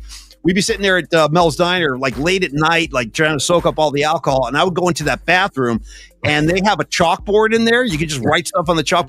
Every time I went to Mel's, I used to write nifty 1050 on the black. No explanation, just nifty 1050. And I did that all over the city. I was scrawling nifty 1050 all over the place. And then Hammer was like, I don't want to call it nifty anymore. Don't call it nifty 1050. It's not a good slogan. I'm like, dude, the slogan rules. Nifty 1050 rules. I've been graffiti arting the whole city with nifty 1050. Anyway, thanks for the super. I appreciate it. Both of you guys. Thank you. DC and Dub City, thanks you guys for the super. Yeah. Andrew just had a quick question. I just want a quick answer, Paulie. He said he hates these Rockets more than the James Harden Rockets. I want to know what you thought about that. Do you hate the Dylan Brooks Rockets, or do you hate the James Harden Rockets? Like, who do you? Because I would say I think I hate these guys more. I think I agree with Andrew. I think I hate these guys more than the James Harden Rockets. You know, the James Harden Rockets were a pretty damn good team. They just couldn't get through the Golden State Warriors like a lot of people during these years. Like Dame Lillard, that guy has basically got denied a ring because of the Golden State Warriors. They could never beat the Dubs. So, you know, Chris Paul, he's a Hall of Famer. I'm not a fan, but he's a Hall of Famer. Harden, I'm not a fan, but he is a Hall of Famer. Mm-hmm. Like this team right now, what are we doing with these guys? It's a bunch of guys. You know what I mean? There's no like Hall of Fame talent. Like people are going, oh, Jalen Green had like one big game and he scored 8-9 points in every other game. So I don't want to hear about Jalen Green. So I'm less concerned with this team, but they're a bunch of punk asses. They're a bunch of punk asses. But back when the Dubs were going through those Houston Rockets with Harden, dude, Harden was flopping his balls off on a nightly basis to the point of the absurd. He's kind of reeled that in over the years. He's not doing that quite as much because they changed the rules a little bit. I thought that team was more annoying, but this team we're playing right now to me is more like unlikable. They're easier to hate, in my opinion. That's just me. I agree, Paulie. No, let me see something. If I can do this. You do whatever you Did you get that sound effect, Paulie? Yeah, do it again, though. I don't do it again. No, hold on a second. All right, there we go. I just want to give a sports flash, PMP sports flash update one more time. Okay, all right. That's our new sports flash sound effect. Lakers. Tony, I love it. Don't even give me a warning. Just blast that thing whenever you want to. I love shit like that. Go nuts. Yeah. I wonder if I can pump that. Can I pump that the same way that you were pumping yours? I don't think I can, but Timberwolves, Lakers, 5 minutes to go in the third, 73-68 Timberwolves, just FYI. So thank you. And just a quick response to Lily Merchant, who I'm a big fan of Lily Merchant's, and she's shouting out Lone Star beer. I love Lone Star beer too. It's a big Texas thing down there. And I've had that like when I've been in Oklahoma and stuff. Yeah, Lone Star is really good. Tony, go ahead. Okay. And if we're going to shout out like other beers from other states, I got to shout out the Montucky Cold Snack. That's the name of the beer. Montucky Cold Snack is the name of the beer, dude. Montucky, whatever it takes. Yeah. When I go to Colorado, you can find them everywhere when I'm in Colorado. So shout out to the Montucky Cold Snacks, dude. Yeah. Hey, dude, John Joseph, Yingling. We've had it many times. Yingling. I think that's a Pennsylvania beer, just like a Rolling Rock. Anyway, Tony, give me. Thank you. Yeah, sorry. Go ahead. Go. Number 3 for Tony's top 3. Yeah. As we mentioned earlier today, we had a phenomenal lunch at Long Ridge Pizza. Myself, Paulie, Dom Peralta, our official art director, volunteer art director, by the way. Thank you, Dom. You freaking rock. We love you. And Neil Denardi. And Andrew, you were there, and I've sent you, man. We were sending the love, and we were feeling the love from Tahoe from you, buddy. But so today I arrived on a bike. Because the train to the bike, right? It's the way to fly. But the last time I went to Long Ridge, I arrived via Lime. Or no, I didn't arrive. I left via scooter. Yeah, this is where I got to turn my back on you, buddy. This is where I got to tell you're on your own at this. Once you start hopping on scooters, bro, you're on your own. You're on your own. You can rent these all over the town. You just got to get the app on your phone. Do you have a problem with just simply walking down the street? Is that like is that like frowned upon now? Is that frowned upon? We can't walk anymore. We can't walk. I'd love to walk, but I had to go. I was going all the way over to North Beach, right? No, actually, where was I going? The way over to listen to this guy. I think I was. No, I know. I was coming back. I came back from North Beach the other day with Megan and the kids, but where was I going? I forget where I was going. We don't know. Yeah, I was at Long Ridge. This is the day I did the show from Long Ridge, and you were in Vegas, I believe. And I did the show. That was last Friday. Yeah. Mm-hmm. And Neil wasn't at Long Ridge yet, and I said, "Oh, Andre was there," and I was talking to Andre, and Emmanuel was there too. What's up, Emmanuel? By the way, when you're at Long Ridge, ask for Emmanuel. I'll hook you up. That's my boy, Emmanuel. That's my boy. They got so many great people down there. We'll get to another Long Ridge in a couple of minutes. We're almost there. But anyway, I'm an Emmanuel fan as well. Tony, go ahead. Totally. I'm out front of Long Ridge trying to get my Lime scooter all revved up and ready to go, because you just got to put your destination and all that stuff in the app. And all of a sudden, this dude, I didn't look up, but I hear this dude walk up to me and he goes, "Hey, what's up?" And I look up and it's Neil. And nice. And so I'm like, "Yeah, Neil, what's up, dude?" And he goes, "Hey, man, I see what you're doing." Yeah. Don't think this thing can go unreported. We're all over this. Yeah. Exactly. He goes, I feel like I owe it to Paulie to catch this on video. Thank you, Neil. That's why Neil and I get along so well. He knows when it's time to break Tony's balls, he's going to join me. And I think we're all going to join. You don't have where are you going with this, by the way? So I have video footage from my ride, and I want to ask how you cannot support this. Okay, so here we go. Because here we go. Oh, Jesus. What's up, Pete? Get out of here with that shit. Look at this kid. Bro. Here comes the car. Wham! Yeah. Why do you not support this, dude? Look at you getting reckless. What are you doing? What are you, Tony Alva? In the middle of effing 3rd Street now? Look at this kid doing figure eights and shit. What are you trying to look at the cars right there. You know what I'm doing if I'm right behind you, bro? I'm right on your ass. I'm right. What's up, P? Yeah, what's up, P? Exactly. Yeah, you know what's coming your way. Look at this kid. Jesus H. Christ. I mean, I can't help you.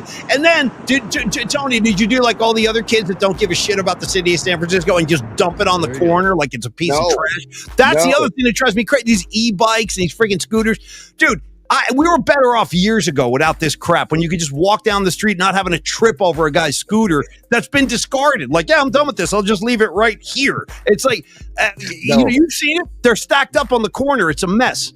So I feel like that is reckless, Paulie. I'm a very responsible Lime scooter user where I lock it on a bike rack and I take a picture of it and I send it to Lime, because they ask you to take a picture. They say, take a picture of your Lime scooter locked. And I'm like, wow, this is such an enjoyable experience. It's inexpensive and you can cruise through the city. You can go on different back streets. Let me ask you a question, Tony. Let me ask you a quick, I got to interrupt you right now. Give me like your top 2 or 3 like coolest guys of all time. I have a very famous top 10 coolest guys of all time list. Guys like Bruce Bochy are on there, Pat Riley, Joe Perry, guys like that. Just the coolest dudes to ever walk the planet.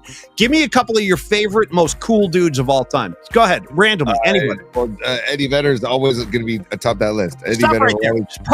Perfect. Yeah. Eddie Vedder. Oh, I ain't getting on no scooter. Oh. I'll tell you right now, Eddie Vedder, he ain't riding a scooter around San Francisco. I can promise you that. And neither is Bruce Bochy. And neither is Joe Perry.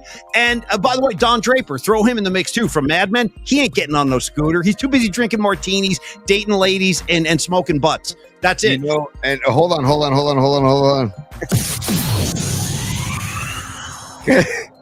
We got encore. Back that up with another. We got 78-77. Lakers just went ahead of the T-Wolves. 2 minutes to go in the third. Okay, we're going to wrap pretty soon. We're going to wrap. I want to wrap within the next 10 minutes so we can dismiss the class. We'll all go watch the end of this game because you're right. The Lakers have taken a lead. Now I'm actually getting curious. After I disparaged LeBron, now he's coming back. So I totally disagree with everything you just said about scooters, but we can agree to disagree. Tony and we've had a love affair for a long time. We know how to coexist. Go ahead. You know how you said you found a bond, like an instant bond with John Joseph, right? I had felt that instant bond with Ray, Noemi's better half. Yeah, he rules. Yeah. Ray just said Woody Harrelson might get on a scooter, and I think he's right. I think he's right. Woody Harrelson? Yeah, I think he's my kind of guy. That's gonna say, you know what? I think Laird Hamilton is another guy who's like a bullshit. Now here comes the profanity. No. Laird Hamilton, this is a world-class surfer or something. He ain't getting on no scooter, kid. I guarantee you that right now. That he's not doing that. Laird Hamilton walks over, he looks at the scooter, and this is what he says. What the hell? He looks at Tony doing figure eights on 3rd Street, and this is what he says. What the hell? And by the way, I'm sorry, go ahead, Tony. Well, I was going to say, Laird Hamilton walks over to a scooter, and he says, I am absolutely jacked out of my mind, bro. That's what Laird Hamilton said. Hey, by the way, the best thing about April turning into May is that we're only 3 months away from Tim Ryan. And let me tell you guys something. I'm not making this up. Everybody on the comments line, this is true. I love Tim Ryan. He knows I love him. Like, we get along great. Every time he sees me, he hugs me so hard. He kind of cracks a couple of ribs and collapses a lung. He doesn't even know his own strength. In fact, last time I saw him, he hugged me so hard he lifted me off the ground. Paulie Mac, bro. Boom, right off the ground. My feet are dangling like a little kid. But I got to tell you, during the off season, he goes so far underground. Like, you could text him. Go ahead. Oh, yeah. You ain't getting a reply. You ain't getting a response. I can guarantee you that. Robot Centaur is asking for more. I am absolutely jacked out of my mind, bro. There you go, Robot. That was for favorite you, time of the year, my favorite season of the year is the Tim Ryan time of the year. Forget Christmas, forget about Easter. It's all about the Tim Ryan. This is the time to remember. It's the Tim Ryan time of the year. Okay, Tony, anyway, go ahead, brother. Sorry. Hey, Danny Ogden, I see you on the comment line. What's up, Danny? He says Tim is probably riding horses right now in the middle of the night. And you know what? I'll go one step farther on that, Dan Ogden. I'm going to go ahead and say he's riding horses in the middle of the night, like with night vision goggles on and shirtless. He's definitely shirtless. I don't want to get into it, but I just want to say that I'm a huge Tim Ryan fan, and he does enjoy going shirtless, especially when he works out. He'll do curls like with no shirt on. Anyway, give me a minute here. Also, Dan Ogden, please on the comment line, let us know Tom's schedule, if any, for tomorrow and Friday, because we want to promote it on the show here tonight. And also, can I just do something real quick, Paulie? Have some fun real quick. Yeah. Allow me. Here we go. No. Guess what? I am absolutely jacked out of my mind, bro. Rules are, there ain't no rules. Yeah, well, you're emptying you're emptying the bench tonight, man. You got Crater Face. I got who else was that? Guess what? Chris Walken. Nice. Christopher Walken, and then one last. It's 80-79 with 20 seconds to go in the third. All right, let's get it going. Let's get out of here so we can dismiss. Go ahead. So now we're going to graduate from top three, because I take it you're not down with scooters. I apologize to the people that are scooter friendly. We're a friendly group. We're a nice bunch. And Paulie, if you ever want to come aboard, I'll even share a scooter with you if you'd like. Although I'm good. Actually, that's illegal. That's illegal. That's illegal. Yes, of course it is. No, I'm just telling you right now, Tony, I'm much more comfortable just simply walking down the street. I enjoy walking. I like walking. If we had the chance, maybe it's a great photo op too, for you and I to be like Ponch and John from Chips, but we're on scooters. Now you're talking. If you want to talk comedy, I'm interested. Yes. Okay. I would throw on this Highway Patrol outfit. By the way, Ponch and John, dude, in Chips, you talk about tight pants on Robbie Ray. Go back and watch Chips again sometime as an adult. A lot of homoerotic undertones going on there between Ponch and John. I'm just throwing it out there gently for your consideration. But the slacks, dude, the slacks of an Eric Estrada. on chips. I'm telling you, it couldn't be any tighter. They're like spandex in the 70s. But yes, I would do that. I would throw a highway patrol outfit on with you, with the shade, the helmet, and that I would do just for the sake of comedy. Yeah. Okay, good. So maybe we might have to do that later on. Then and maybe we'll call Lime and say, hey, we got a great idea for an ad campaign, and we'll see what the response is. Dude, Dub City, those chips guys cleaned up with the women. Well, they did. I mean, even today, I think Estrada's out there still swinging. He's a coxman. He really is. Yeah. Well, I'm just being honest. I'm just telling you what's going on out there. Yeah. Don't look at me. I was going to graduate into the mailbag portion of the show before we wrap tonight. And then we can have people watch the fourth quarter of the and they can get their Minnesota bandwagon gear on, because that's what I'm going to do. I'm going to root for the Timberwolves hard. Although it does, if they stretch out the series, it's not a bad thing, right? If they stretch out the series, it's not a bad thing, because hopefully the Dubs win on Friday, and then the T-Wolves and Lakers they're still beating each other up, Yeah. Oh, John Joseph, I know the episode you're talking about. They had like this pseudo kiss band on chips. I know exactly what you're talking about. And that's great knowledge. That's great chips knowledge. They had like an episode where they had like a band dressed up kind of like Kiss that they had to go investigate. Anyway, Tony, give me the mailbag. Let's get into it. Dan Ogden says it's TBD with Tolbert, because Tolbert's coming back from Houston, and we'll let you all know tomorrow during the show what Tom's doing, maybe Friday, or maybe later tomorrow afternoon after our show. We're 11 a.m. tomorrow. Maybe Tom does something in the afternoon. Danny, thank you for the update. And by the way, and last thing on the Bay Area Sports Collective and Danny Ogden, who works very closely with Tom Tolbert, if Tony's not on the air with me, if we're not doing a Polymac Particle show, if Tom Tolbert's not around, he's on a plane or something, Rod Brooks isn't doing a show, I guarantee you Johnny Lund will be doing the show. Yes. Because like I said, dude, I'm not sure he ever gets off the air. Johnny Lund is born with a microphone in front of him and his headphones on. So anyway, my point is, if we're not working, Johnny Lund will be. Tony, go ahead. Like it was said earlier by, I forget, Faux Show 85, I think his handle was. Faux Show 85 said he's Lundstoppable. So there we go. Completely. Mm-hmm. And Paulie, so this is from the mailbag. These are people that send us. Yeah, let me change the banner here too. These are people that send us stuff, and they can email. You guys can email us at pollyspod. Pollyspod at gmail.com. And then you can obviously follow us on our socials. Oh, I should update this, because we're also on Facebook now too. At Polymax Particles on Facebook. Check us out. Follow us on there too. If Facebook is your jam, check us out. But send us emails, pollyspod at gmail.com. These are emails. And so check this out. This is Robot Centaur. He said, hey, I was on vacation in Sayulita, Mexico. And so first of all, I'm going to send this picture. He sent us this picture. Look at that scene from Sayulita, the beaches of Sayulita, Mexico. He says it's a great vacation spot, and it's underrated because it's not like your major destination, one of the major destinations of Mexico. So he sent that photo. Look at that sunset photo. Is that gorgeous? Go down there, you get some of that local Mexican kind of homegrown herbal delish. You watch that fight. You watch that sunset. You maybe grab a Dos Equis like a gentleman. And that is a beautiful setting. Beautiful. I've got vacation envy right now. Oh, nice. What is that? Dude, this is a tequila tasting that they did. Jesus. Okay. Yeah, man. Tasting. How badass is that? Where does Creative Tony come down? I don't think I've ever seen you with a shot of tequila in front of you. I mean, because everybody has like that one bad night with tequila and it like scar you for life. Have you had your bad night with tequila like the rest of us?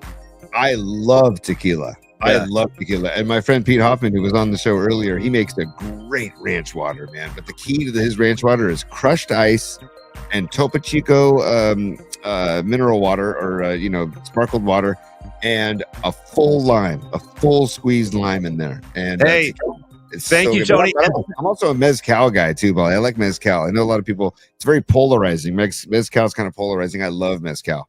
Hey, shout out to Tommy's on Geary and what is it, 22nd, 23rd. They got great margaritas, great tequila in there. Check it out sometime. All right, Creative Tony, very nice. I'm getting vacation envy. What else you got in there? And then I just want to give a picture of Robot Centaur and his lovely bride in Sayulita, Mexico. They sent that photo in too. It's a great shot. Dude, by the way, one of the reasons I put this up here, Paulie, is because respect Centaur for the ability to rock the tank top, dude. I don't have that ability. Listen, it's coming soon, dude. Well, you've been dancing around this for 3 months now. Robot Centaur is doing it. I'll do it, and you're going to do it. We're going to go tank top. We're going to have a tank top show. I'll tell you what we're going to do. The first time, and if you don't have one, just make one. Cut up an old T-shirt and fashion your own, like Sid Vicious. Just cut the T-shirt up. Tony, here's what we're going to do. As soon as we get our first heat wave, one of these Bay Area like 100-degree spells where it's like that for a week, we're going to tank up. Me and you, we're going to tank up.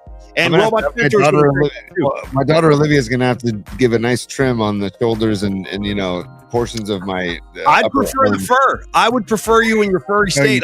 I'm just going to request it. I've seen the hairy shoulders, and I salute them. I do.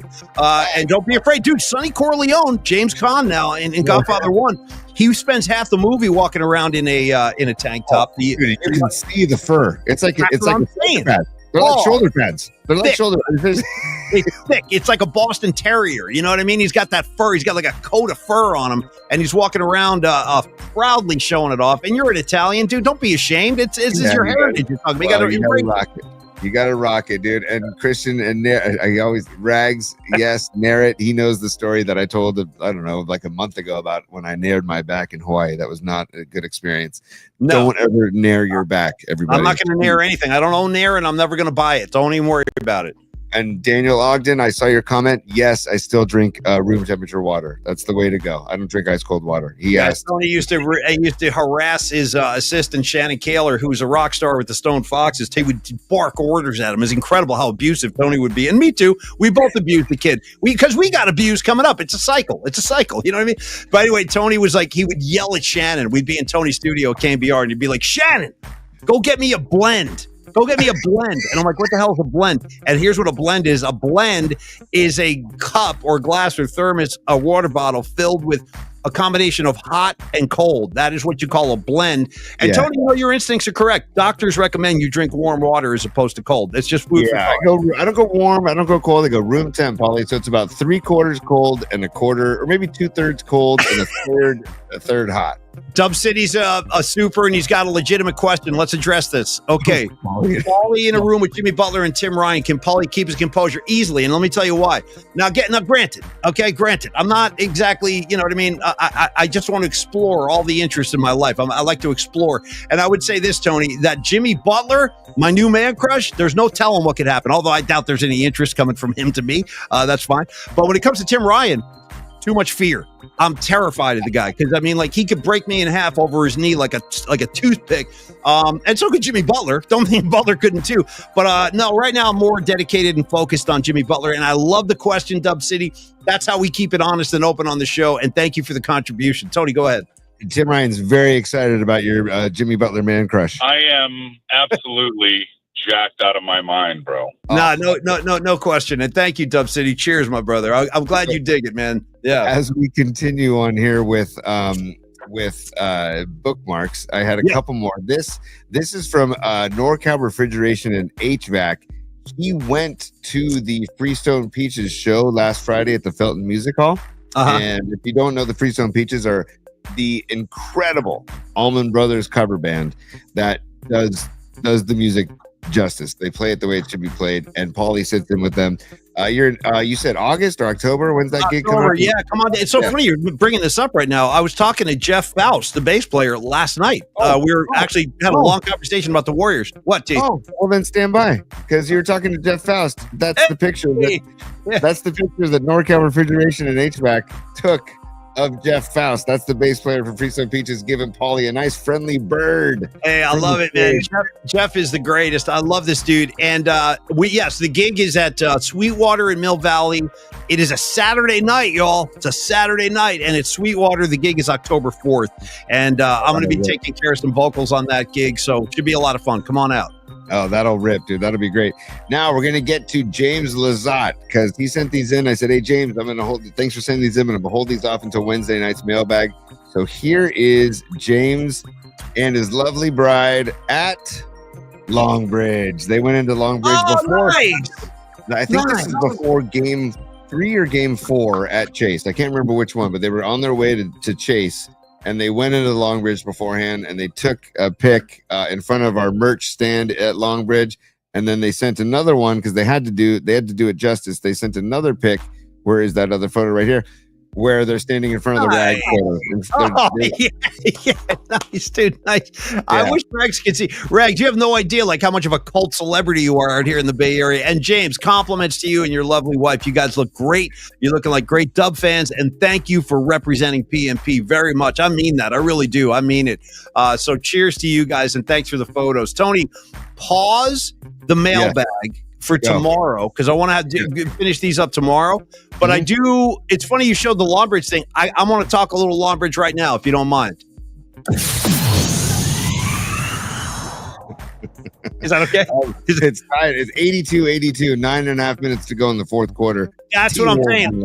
As we like to do on the Wednesday night flights, I like to dismiss the class so we can see the end of whatever game is happening. And this is a good one. It's tied up, like Tony said, after this PMP sports update.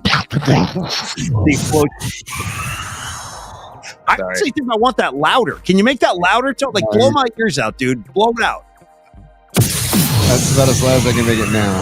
That's how I want it. I want it louder than hell. Shout out Motley Crue Theater of Pain, louder than hell. Peter Hoffman, what's up, my brother? Great to see you a couple of months ago with that pastrami sandwich. Don't think I've forgotten. I haven't. Pizza super. What up, Petey? Thanks, brother. Nice, hey, man. Big T, what was the name of that joint we had lunch at with Peter with the pastrami? So that is called Refuge. There's one on Laurel Street in San Carlos. There's also one in Hillsdale Shopping Center in San Mateo. It's a pastrami haven for you pastrami heads. Here's my one time only. This is a one and done performance of my only first and last song tribute for Refuge down in is it San Carlos, Steve? Is that where we were? Yeah. Okay. Yep. No, you don't have to eat down at Refuge. You don't have to eat. Anyway, that's my song tribute to Refuge. Great food down there. Great pastrami. Thank you, Peter, very much. Great to see you, my brother. Thank you, Pete. Love you, brother. That's awesome. So you want to get into Longbridge? That's, of course. Why not? I want one more explosion, though, and give it to me super loud, like really loud. Hey, I'm going to do explosion right. I'm going to start Longbridge off with pizza porn. Okay. Yeah. Oh, for God's sakes. Let this roll. Let it roll. I'm not going to say anything. Yeah. Jesus. Right. That is the Detroit style square pie. And then today and on, that's tomorrow. That's no joke. That's their featured pizza tomorrow. The Detroit style square pizza with the crispy burnt cheese on the sides. And then today was chicken parm Wednesday. So some chicken parm porn. Okay, so America. Look at that. Look at how it's stacked up too. You got two levels of chicken cutlets stacked up, dude. I'm all about stacking. I'm about stacking deli meat. I'm about stacking chicken parm because most places give you one level. You get one level of a chicken parm and that's it. Right. Neil's like, screw that. I'm double dosing, bro. I'm gonna stack these cutlets up. So it's funny you bring that up, Tony, because I actually had a chicken parm at Long Beach today. I did it right in front of you. I was scooping the sauce onto my sandwich, and I recommend everybody get down to Longbridge Pizza on 3rd Street, 2347 3rd Street. It's the laid-back vibe. It is very serious pizza with the sourdough crust. Just to focus on what I enjoyed today, Tony, I took some of the Vinny's Gabagool, tremendous. I had a half of a chicken parm. I got the other half in the fridge just waiting to be unleashed. I got the Polymac pizza, the particle pie, dude, with the sausage and the onion. It's really good. Like, I don't want to like just try to drive you away from the other menu choices, but I'm dead serious. The Polymac pizza is really good. Give it a shot when you go in there. I ate one today. In fact, right after the show, I'm going to heat the oven up. We're going to do some more while I watch the end of this Laker game. By the way, Tony, give me another explosion real quick. It's time for another PMP Sports Desk update. No. Give me Principal Pauly for this update. I want Principal Pauly. Come on. Principal Pauly or Satan, either one. No, I got you covered. And by the way, when you're talking about Longbridge Pizza, I'm going to let Danny Aiello do this talking for me. This is my pizzeria. You're damn right, Danny Aiello. Rest in peace, brother. One more time. This is my pizzeria. Okay, and as far as Tony was looking for, I think this is where we're going to go. I'll play the sounder again, Pauly, and then you can jump in, okay? You ready? Mm-hmm. Okay, ready? Yeah, we got to... The problem with this stuff is I can't get through it because I'm laughing too much. Oh, we have a PMP sports update from the sports desk. I'm sitting at the sports desk, by the way. T-Wolves 84, Lakers 82, 9 minutes in the fourth. Over out. I'm like a pilot on a plane. Ladies and gentlemen, we're going to be descending into SFO. Go ahead and smoke them if you got them. And Hey, that's what by the way, if I was the pilot, that's what I'd be saying, shit like that. We got to. The best part is, Paulie, you don't need to put your hands over your mouth because why am I doing that? I don't even know. It's for show.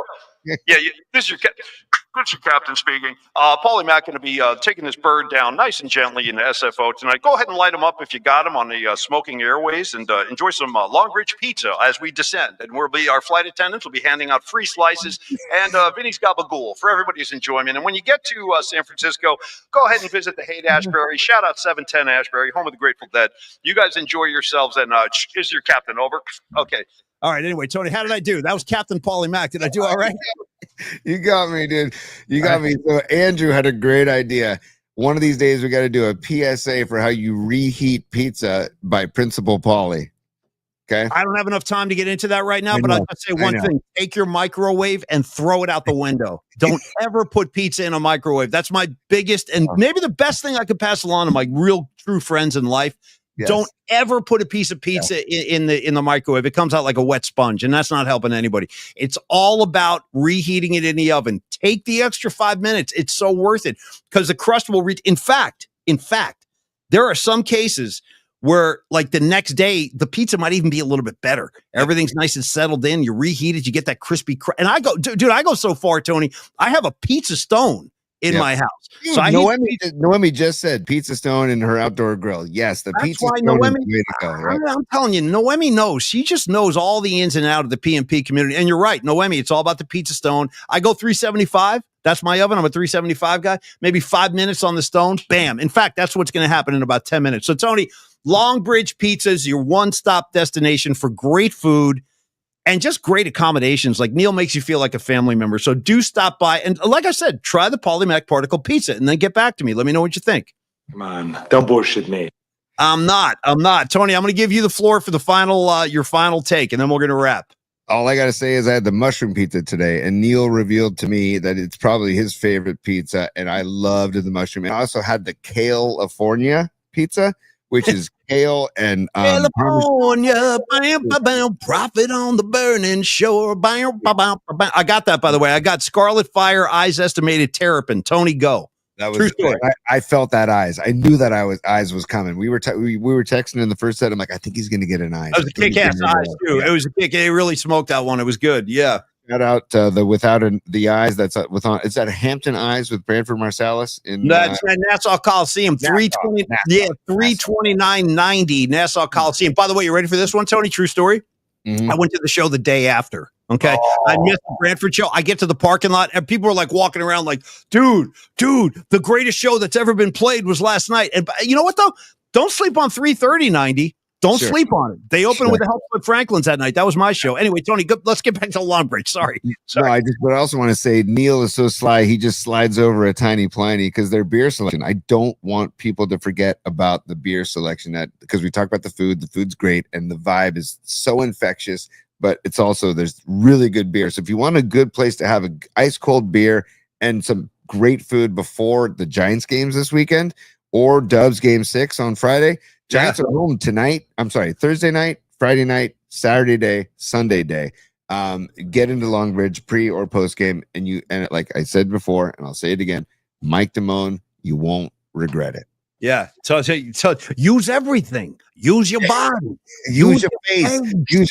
Use everything. Dude, shut up, Mike Damone. He's out there somewhere. Can we get Mike Damone on the show, Tony? Can I task you with that? Find him and book him. That's all. Find him and book him. Robert Romanis or something like that. We can look it up. We'll find it out. Yeah. It's Robert Romanis. That's what it is. Yeah. Use your hands. Use your body. Use your face. By the way, Tony, I want to thank you, dude, especially for introducing the new PMP Sports Desk explosion sound effect. Yes. I'm going to need that about 100 times. That's the problem. And I acknowledge my problem, which is I have like the mentality of like a 9-year-old kid. And when I find something funny, I want it like over and over and over again. So tomorrow, get ready. We're going to do a lot of explosions tomorrow. Hey, I want to thank everybody for stopping by tonight for real. I freaking love you guys. Without you, there's no show. So thank you. Again, I really mean that. I want to say that as often as possible. Christian Nareg, DC, Tommy Peralta, Stevie B for life over there, man. Miguel, Noemi, Patty, freaking Leah Phillips, like all of y'all, dude. Thank you for supporting the show. We're going to try and give you the best show we can on a daily basis, and we'll do it again tomorrow. Tony, let's dismiss the class. Get teacher David Lee. Get Mr. Roth in here if you could. I will, but I saw a couple of requests for a reprise of this. Drive safe, man. Reprise. You can take from Longbridge to the Giants game. So you can take that scooter and, I would say ride safe, my friend. You 4 stay off steps. the sidewalks. That's 4 steps right there. Look at a guy walking down the street. He's like, look at this jackass. You know that's what he's thinking right now. The guy in the shorts, when you drove by, he's like, look at this punk. How about getting off that thing and walking down the street? Anyway, I'm kidding, Tony. I love you. You want a scooter? You ride scooters as much as you want. I could care less. I do like breaking your balls, though, and that's going to continue tomorrow. Where's David Lee, T? I'm going to try something here.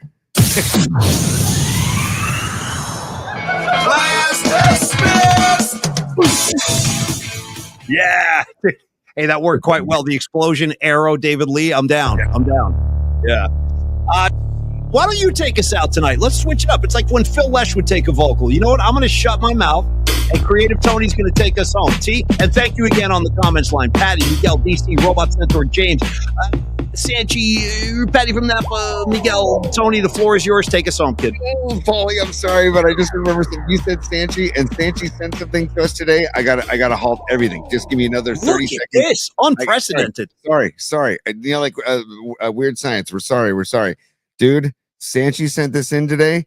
We have to show this, Paulie, because of our love of the Sasquatch. Okay, and when I showed it to you earlier today, you're like, dude, show it on the show today. Sanchi, here it is. This is Sasquatch, the musician. Yeah. Okay. Yeah. And here's his song called Levels. Okay. Oh. Look at this guy. No, I don't know. Come on. What do we? Come on.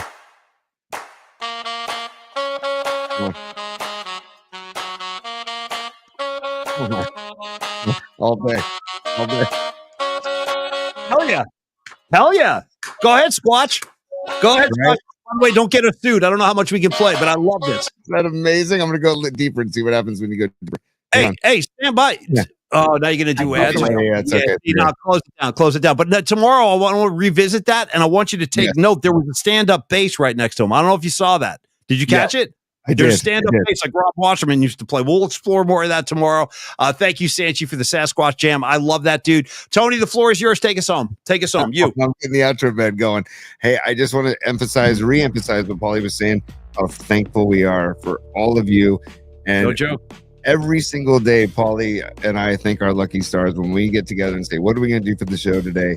And how can we try to, just take everybody away from the normal everyday BS and just laugh it up and have a good time and spread good vibes and enjoy each other's company. And we did a little video today at Longbridge where I said, you can always eat more, you can never eat less, but I always feel like you can always laugh more. And that's what we're trying to do tonight and spread the good vibes. And it does not happen without you guys. So cannot thank you all enough. And Paulie, I can't thank you for having me along with you on this ride, because it's truly a wonderful thing. And I just want to thank you all. That's it. Love you, Tony. Love everybody for checking in. We'll see you, all of y'all, tomorrow at 11 a.m. And we'll talk to Alex Simon from SF Gate about the Warriors series. He's been covering it game in, game out. Creative Tony, go heat that pizza and go T-Wolf. We'll see you in the morning, bro. Cheers, everybody. Have a good night. Peace.